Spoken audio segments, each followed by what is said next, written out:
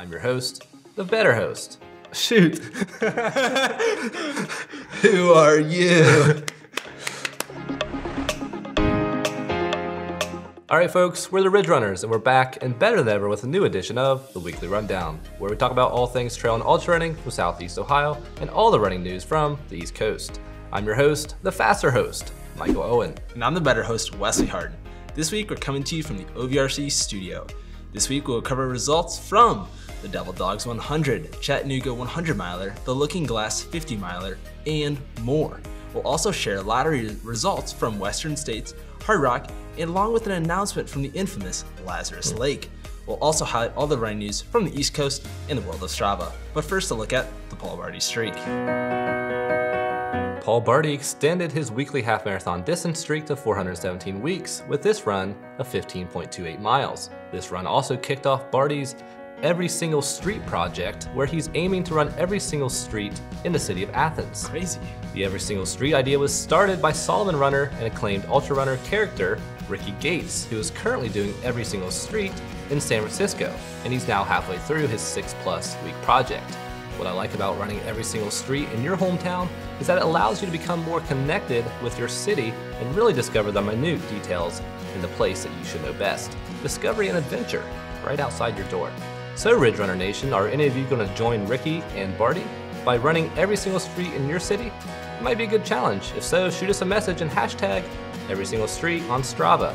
Okay, on to race results. The Devil Dog 100 took place this weekend in Triangle, Virginia, just south of DC. This race takes place in Prince William Forest Park.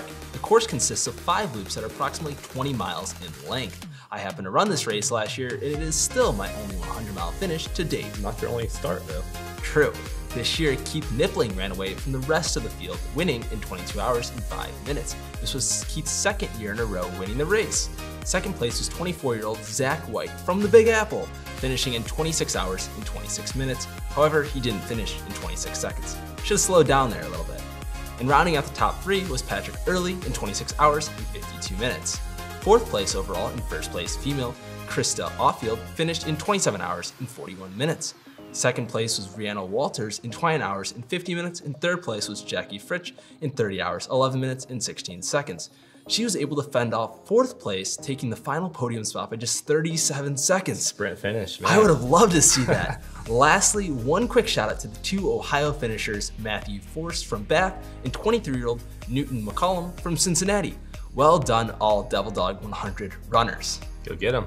There were 2 more 100-milers on the East Coast this past weekend. Down in Georgia for the Chattanooga 100, it was Paul Terranova winning and setting a new course record of 18 hours and 30 minutes. Ridge Runner Nation runner Aaron Saft had a great 100-mile showing and was second place, about an hour back in 19 hours, 34 minutes. On the women's side, it was Janisa Taylor taking the women's win and an impressive 5th place overall. This was also a new course record on the women's side. Awesome. Over an hour back in second place was Heather Simon, finishing in 24 hours, 27 minutes. A couple Ohio finishers at the Chattanooga 100 were David Korfman and Sean Humphrey, both coming in together under 29 hours. Well done. The Falls 100 took place for what appeared to be the first time in Kentucky this past weekend. At the time of recording, there were no results posted, but we did find out from their Facebook page that Will Rivera was the overall winner in 24 hours, 42 minutes. The Regal Beagle Ultra took place, and we saw a new course record set by Brian Poland, who finished the 50K in 3 hours, 44 minutes, and 20 seconds. Top female was Christina Riley, who has won back-to-back years now, winning in 4 hours and 45 minutes and 43 seconds. Ridge Runner Nation member Lindsay Wells finished in 6 hours, 39 minutes, claiming she could not have done it without her crew. Awesome work to all the Regal Beagle Ultra runners. The Looking Glass 50 miler in rugged Pishka National Forest took place for the first time over the weekend, and the course looked spectacular with over 11,000 feet of elevation gain. Grant Barnett took the top spot in 9 hours and 8 minutes. Second place was Colin Gully in 9 hours and 23 minutes, and third place was Darian Smith in 9 hours and 30 minutes. The top female was Sarah Molskinis in 10 hours and 35 minutes. Second place was Valerie Renholt in 11 hours and 16 minutes, and third place was Kira Bartlett in 12 hours and 1 minute. Chadwick Robinson from Ohio, who had to pull out of the Shawnee 50 due to the state cross-country meet being postponed, rescheduled with the Looking Glass 50 miler and got the job done by running 12 hours and 14 minutes. Way to get it done, Chadwick. Good job. In the way of results, it was also lottery weekend in the sport of ultra running, as runners were glued to live webcasts and Twitter to see if they would be drawn for either the Western States 100 or Hard Rock 100. Were you lucky? I was not lucky. The odds to be selected are extremely low in both races, and in Western States lottery, there were a record-breaking 5,800 entrants anxiously hoping for one of the 262 spots. With increased tickets for more years entering, there were over 20,000 tickets in the lottery basket. Just insane. And to think that I was just one of those tickets this year. Some notable East Coast names drawn for Western States included Al Elder, Michael Gamp, and Hong Di-sa, all from Ohio, Johnny Clemens of Tennessee, and Michael Heems of Pennsylvania. In the Hard Rock Lottery runners, odds are even lower to get in, with 2,400 runners vying for just 133 spots. With Hard Rock's 3 separate lotteries, 2,200 lottery entrants who have never started Hard Rock were vying for just 45 spots. I personally only had a 4.5% chance with 5 years of entering that lottery.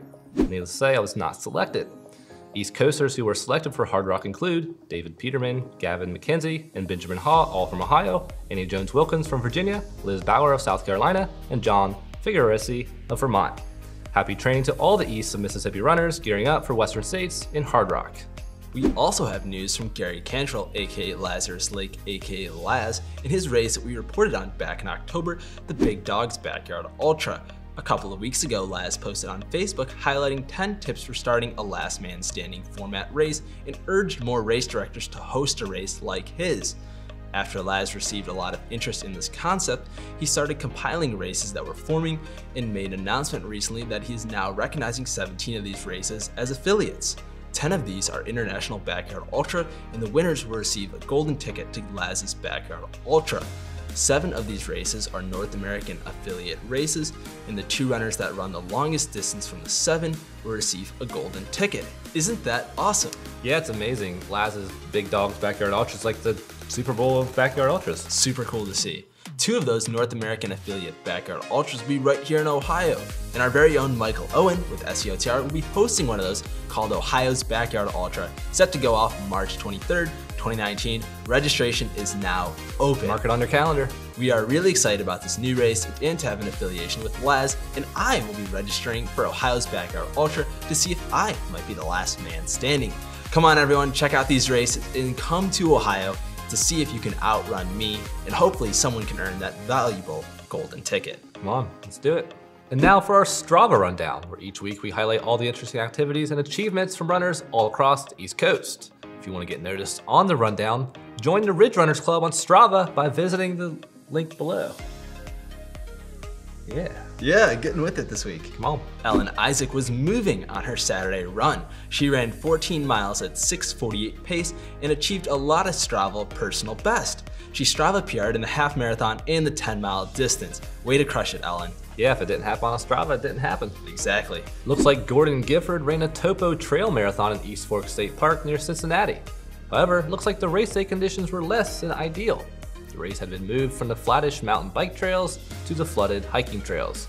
Gordon mentioned how it sucked, but in the end was happy to get his 2018 marathon in. Great job, Gordon. Erin Ziffel decided to take her running shoes out of retirement. What were they doing there? I don't know. Did they at least cash in on their social security check? Nevertheless, awesome run from our favorite Ziffel. Adam Gonzi took advantage of the nice weather along with all the other people on Strava, except for me, on Sunday and ran 15.5 miles. He claimed that he felt great all day and was able to manage his pace well. Solid run, Gonzi. We also want to give a huge shout out to all of Ridge Runner Nation for helping us reach 100 subscribers on YouTube. And remember, if you watch us, subscribe to our channel. We know there are more than 100 people that watch us each week, and we love your support. To show our appreciation, once we reach 150 subscribers, we're going to give away a free entry to the Iron Furnace Trail Run with a contest, thanks to the donation from SEOTR. Come on, help us reach 150. Let's get after it, Ridge Runner Nation. And with that, thanks for tuning into this week's Rundown from the Ridge Runners. Be sure to check back next week. We'll deliver news on the Bigfoot 50K, Hitchcock Experience, and the Hellgate 100K. Check out these guys, by the way. Oh, Danton. Let's sing a song called The 12 Days of Hellgate. The 12 Days of Hellgate, I like that. Ah, that's great. That's nice, Jimmy. What do you think about that mantle Horton Santa? Oh, that's a beautiful one. That's Okay. a beautiful Horton sound. Let's do it. All right. On the first day of Hellgate, David Horton gave to me a great race and a Hellgate family. Isn't Isn't that nice? That is nice. I like Yeah, that, man. that's good. Wowzers! In addition, subscribe to our YouTube channel and hit the bell below, and you'll be notified every single time we release a new video. In addition, you can find us in podcast form on Apple iTunes and Google Play. I'm your host, the better host, Wesley Harden. And I'm your faster host, Michael Owen. And we'll see you next week on the Weekly Rundown.